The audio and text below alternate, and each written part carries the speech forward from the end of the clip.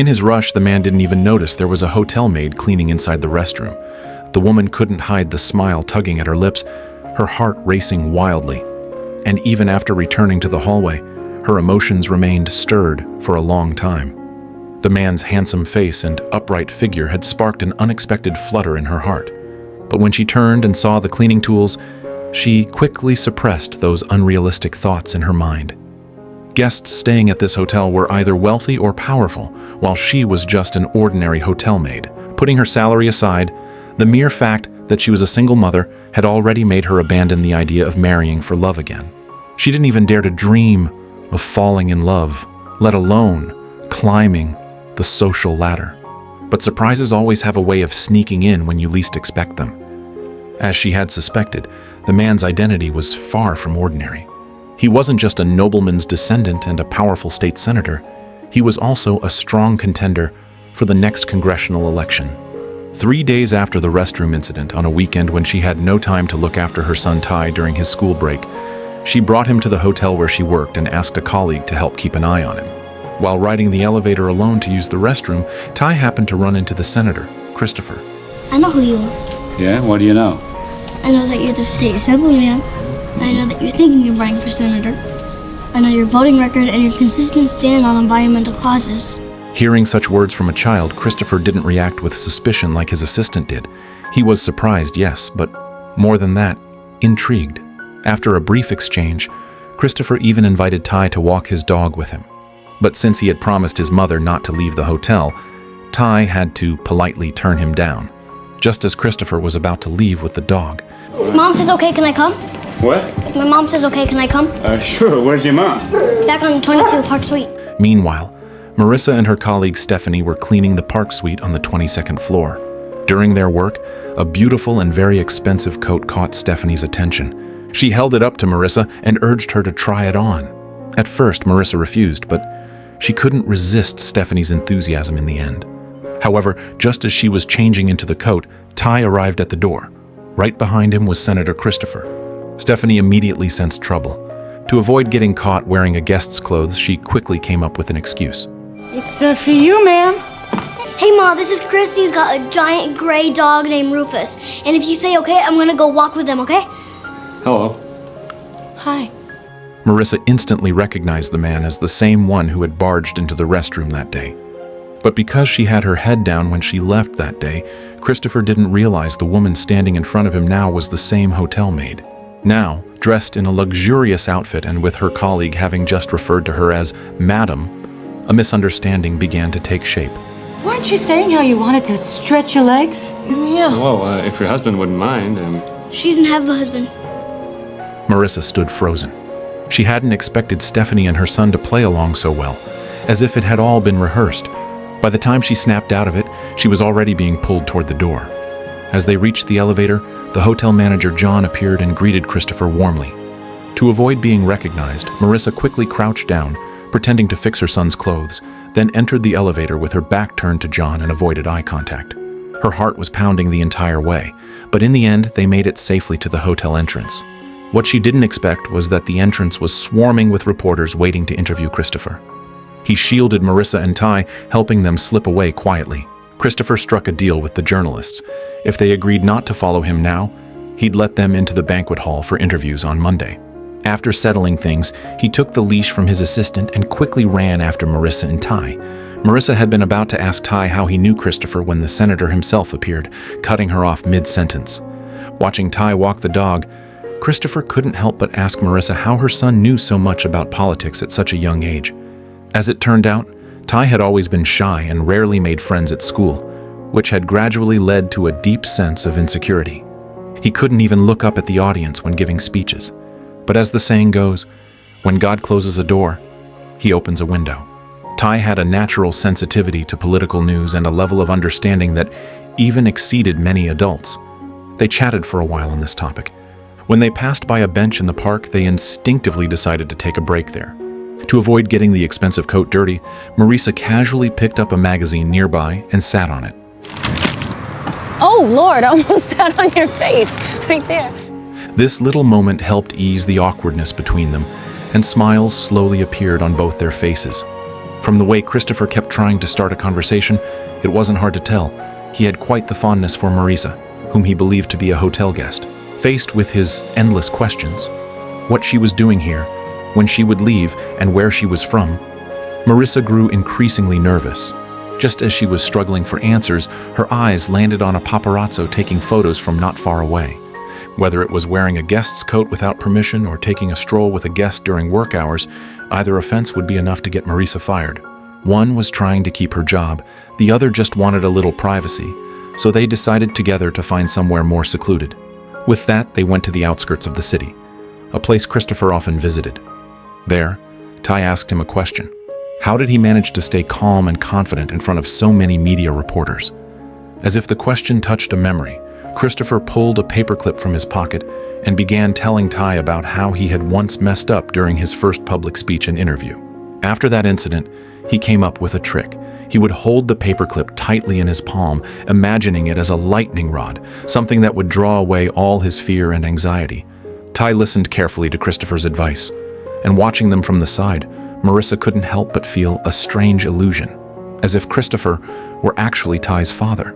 Just then, as she was lost in thought, Ty turned around and asked, "Can we go see the penguins together?" Since it was still during work hours, Marisa glanced nervously at her watch, and ultimately decided they could stay for no more than 5 minutes. When Christopher learned she would soon be busy again, he hesitated for a moment before inviting her to the banquet on Monday. In her heart, Marisa longed for a real connection with him. But every time she remembered her identity as a hotel maid, she couldn't help feeling inferior. And now, she was even pretending to be a guest. The more often they met, the higher the chance her secret would be exposed. Her reason ultimately won over her feelings, and she firmly declined Christopher's invitation. 5 minutes flew by, and Marisa pulled Ty away, ready to return to the hotel. Seeing how determined she was to leave, Christopher didn't try to stop her. Before parting ways, he handed Ty a handful of paperclips from his pocket, reminding him gently, "These should last you until you grow up." As the mother and son walked away, Christopher stood in place for a long time, with an inexplicable smile forming on his face. After returning to the hotel, Marisa quickly changed back into her maid uniform. But before she could breathe a sigh of relief for sneaking out undetected, Paula came to tell her that John wanted to see her.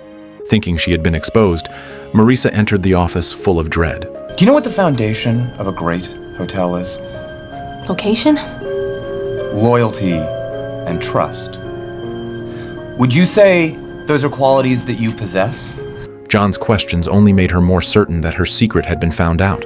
Just as Marisa was about to confess everything, Paula suddenly said, "Stephanie submitted your promotion application." It turned out the reason John had called Marisa to the office was because Stephanie had submitted a promotion request on her behalf. John's questioning had only been to test Marisa's readiness for the role. But just as she was beginning to relax from that scare, something even more nerve-wracking happened the next morning. The newspaper had published a photo of her and Christopher in the park from the previous day. Although she had quickly covered her face at the time, anyone who knew her could still very well recognize her. There was nothing she could do about it now. She could only pray that John wouldn't see that paper, but the risk of exposure didn't end there. Wanting to see Marisa again, Christopher had the hotel's head butler, Lionel, deliver an invitation to the guests staying in the park suite. I have a message from Mr. Christopher Marshall. Christopher Marshall? As in Christopher Marshall? When the suite's actual occupant, Caroline, learned that the famous Senator Christopher had invited them to dinner, she was beyond thrilled. And at that very moment, Marisa, who was cleaning the bathroom, felt a similar excitement. She knew exactly who the invitation was meant for, herself. But the joy didn't last long. Soon after, Lionel ordered her to serve in Christopher's suite that day. When Christopher walked into the bedroom, Marisa took the chance to quietly set up the tableware for the upcoming meal. Not long after, the real sweet guest, Caroline, knocked on the door. Seeing her, Christopher looked visibly puzzled and confused. But still, out of politeness, he invited her in. They barely had a few words before Christopher went looking for Lionel. 5'6", dark hair, really beautiful, has a kid named Ty. What the hell happened? I'm sorry, sir. Don't be sorry, just find her. Oh, Chris, I loved your quote in the Times. Please. Connecting the park suite that Marisa had been serving with the name Ty, Lionel quickly figured out the truth. But instead of exposing her, Lionel began helping Marisa out in subtle ways. He knew enough about her background to understand her situation. Even though he didn't know every detail, he realized that if word got out Marisa had been impersonating a guest to go on a date, she'd definitely lose her job. And he would be implicated too. So, he chose to keep her secret. Not seeing the person he truly wanted to meet, Christopher brushed off Caroline's flattery and left with the excuse of having errands to run. But to his surprise, he ran into Marisa again on her way home from work. He told the driver to pull over, then walked a few steps to where Marisa and her son were standing. I invited you to lunch today, and you came, only it wasn't you. So, what happened? Marisa thought for a moment and could only say that she had checked out of the hotel yesterday and was now staying at another one nearby. Hearing that, Marisa stammered and said she had plans to attend a party with some friends that evening. She quickly memorized the phone number, then rushed off with her son, afraid that staying any longer would expose holes in her story. She had already made up her mind to cut all ties with Christopher, so naturally she never dialed that number. After waiting all night without hearing from her, Christopher grew anxious. He asked Jerry to find Lionel, the butler in charge of the park suite, and told him to deliver a party invitation directly into the hands of the former suite guest. Knowing full well what was going on between Marisa and Christopher, Lionel instantly realized who this former guest really was. Are you truly interested in management? Yes, very much, sir. That you go to the Met tonight and end all association with Chris Marshall, at least until you're a manager. Then you can make your own rules. I'll make sure your shift is covered. Marisa now faced two major problems. The first was breaking the hotel rules by going out wearing a guest's coat, but once she became manager, none of that would be grounds for firing her anymore. The second was the lie about her identity. To put it plainly, what she needed was a more respectable status, even if hotel back-of-house manager was still far beneath Christopher's position. At least it was something. So everything depended on her getting that manager's job first. When her co-workers overheard her conversation with Lionel, they all agreed to help and gave her a full makeover. That night, when Marisa entered the banquet hall, nearly everyone's eyes were drawn to her stunning appearance, and Christopher was no exception. I only came to tell you that you and me can't go anywhere beyond this evening. Just can't. Caroline, who had come to the event hoping to get close to Christopher, noticed everything. As if afraid of the questions Christopher might ask next, Marisa quickly stepped outside. Caroline, do you have somewhere else you have to be? No, I just have to leave. Oh, I don't think you're leaving. I think you're running. Look, I've made so many mistakes already. I just don't want to make it worse. You won't. I promise. There's something you don't know, okay? Before she could muster the courage to speak the truth, a warm kiss landed on her lips. Christopher's initiative left Marisa defenseless. Everything she had meant to say was swallowed back down. They spent a sweet night together at the hotel. But just as Marisa was about to sneak out and never see Christopher again, Caroline happened to catch her walking out of his room. Driven by jealousy and suspicion over how a maid could have appeared at the high-end banquet the night before, Caroline pulled the hotel's surveillance footage. Caroline had only intended to figure out how a maid like Marisa could possibly know a senator like Christopher, but to her surprise, she discovered footage of Marisa wearing her coat while going out with him. Baxter wants to see both of you in the park suite. Marisa and Lionel arrived at the park suite, only to find it already crowded with people. To publicly humiliate Marisa, Caroline even went so far as to invite Christopher. No, Chris, darling, that's my name. She steals clothes, Seeing Marisa fall silent, Christopher realized everything Caroline said was true. With the truth revealed, Marisa couldn't escape the fate of being fired, and Lionel was stripped of his position as well. Christopher tried to defend Marisa and chased after her to get a clear answer. From the very beginning, he had never cared about Marissa's status, not even now. He rejected Caroline's advances and went straight downstairs to follow Marisa. At a nearby corner, Jerry held off the press that had followed them. Was any of it real? Yeah, it was real. It was so real, it made me wonder how I was ever going to give you up. Shame from having her lies exposed and her inability to face Christopher were part of it. But the bigger issue was the vast social gap between them. Though Marisa had once dreamed of a life with Christopher, the cruel reality in Caroline's condescending look made her realize that the gossip and class divide were more than someone like her could ever endure. Understanding Marisa's resolve, Christopher didn't try to stop her again. And so they parted ways with no contact for a long time afterward. Christopher's life went on as usual, appearing in public every day. Marisa, needing to support her son, found work as a maid at another hotel. As adults, they both did their best to suppress their emotions, avoiding wrong decisions made in the heat of the moment. But a 10-year-old boy doesn't think that way. One day, Ty saw in the newspaper that Christopher would be giving a speech near their neighborhood. For the sake of his mother's happiness, he acted out for the first time, skipping school just before reaching the gate. I know everyone makes mistakes, and it's a sign of character to give a person a second chance, right? Right. I'm with you. Even if someone lied, they should be forgiven. Hearing this, Jerry was about to stop him, but Christopher raised a hand to signal otherwise. He wanted to hear what Ty had to say. I mean, nobody's perfect, right? No. Nobody's perfect. Ladies and gentlemen of the press, take a look at a future candidate.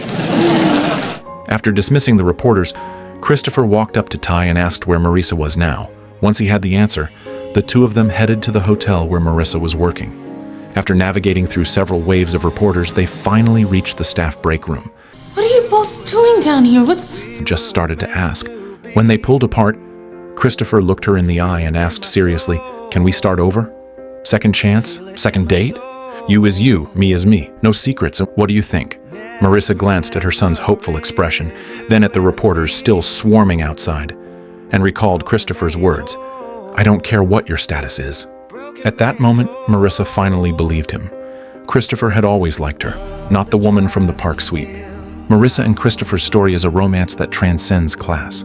From misunderstanding to genuine love, they broke through the boundaries of status and social judgment. Their love teaches us that true affection has nothing to do with titles or wealth. As long as we are brave enough to open our hearts, we can overcome anything.